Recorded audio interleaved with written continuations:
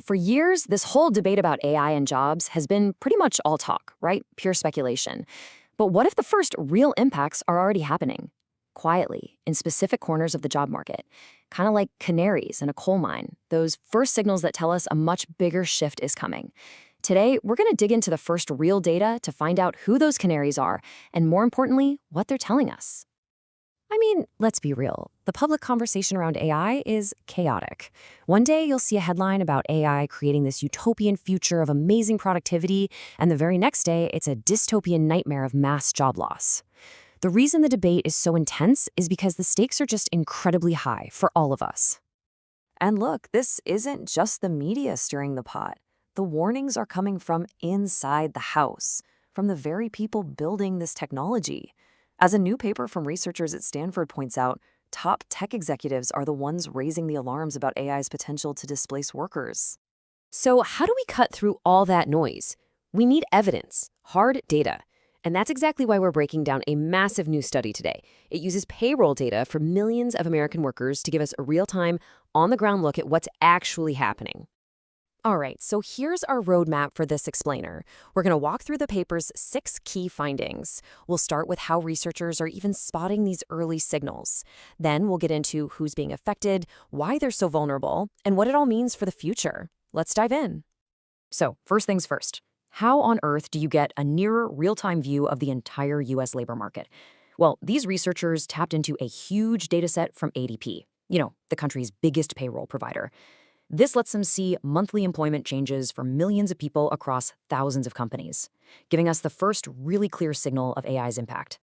Okay, and this is where it gets really interesting, the timing. Just look at this timeline. November 2022, ChatGPT drops, and suddenly generative AI is everywhere. And then almost immediately, the data shows a shift, a change in employment specifically for young workers in certain jobs. You just can't ignore that correlation. And that brings us right to the heart of this paper's big discovery. This isn't some across-the-board change affecting everyone. No, the initial impact of AI seems to be incredibly focused on one specific group of people. And here it is, the headline number. The study found a 13% relative decline in employment for early career workers, we're talking people aged 22 to 25, in the jobs that are most exposed to AI. This isn't just a small dip, folks. It's a really significant, measurable change.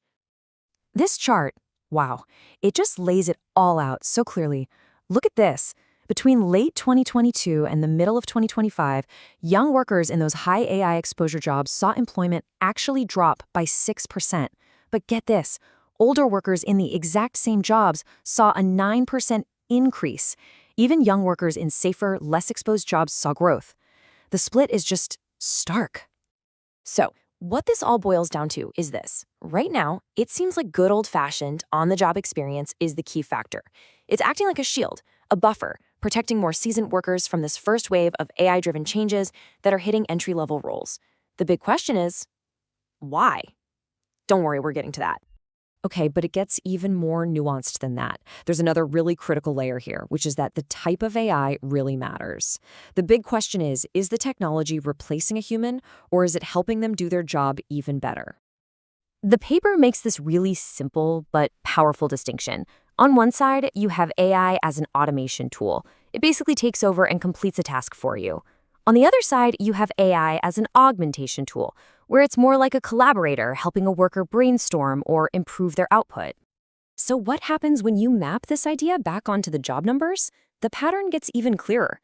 The job declines for young people are all happening in those occupations where AI is primarily being used to automate stuff. But in jobs where AI is augmenting workers, employment is actually holding steady or even growing. Okay, so we know hiring is taking a hit. But what about the other big lever in the labor market, paychecks? Are salaries for these entry-level jobs going down? And here's the surprise. The answer is no. Not yet, anyway. Even with the drop in hiring for young people in these exposed jobs, the researchers found no real change in salaries. This suggests wages are what economists call sticky, and so the market is adjusting by just hiring fewer people, not by paying them less. All right, this is the part I love, the big aha moment, the why behind all this data. We've seen what is happening, but why is it specifically hitting young entry-level workers so hard? Well, the paper proposes a really elegant explanation. It all starts with this idea of codified knowledge. The easiest way to think about it is book smarts. It's all the facts, figures, and steps you learn in school or from a textbook. It's structured information. And what are large language models trained on? Exactly this kind of data. They're amazing at it. But then, on the flip side, you've got tacit knowledge. This is the street smarts of a job. It's the intuition, the little tricks of the trade, the ability to read a room. You know, the stuff you can only learn by actually doing the job for years. This kind of knowledge is messy, it's contextual, and it's really hard to write down. That makes it much harder for current AI to replicate. Okay, so let's put the pieces together. It's a pretty clear chain of logic, right? When you're just starting your career, most of what you're bringing to the table is that codified knowledge from your education, your book smarts. But more experienced workers, they've built up years of that valuable tacit knowledge, the street smarts. Since AI is basically a substitute for codified knowledge, it ends up competing directly with the main thing entry-level workers have to offer.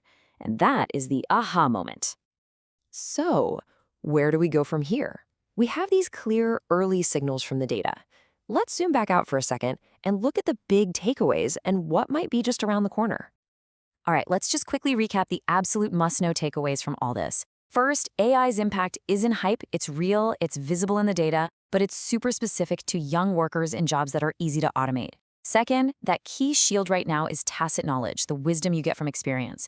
And third, the market is shifting through hiring freezes, not pay cuts, at least for now. And all of this leaves us with a really big, kind of provocative question about the future of work and education. If AI can master the book smarts that we spend years learning in school, does that make street smarts, that real-world on-the-job experience, suddenly more valuable than a degree? This data really suggests we might be at the very beginning of a huge shift in how we think about starting a career and the skills that truly matter.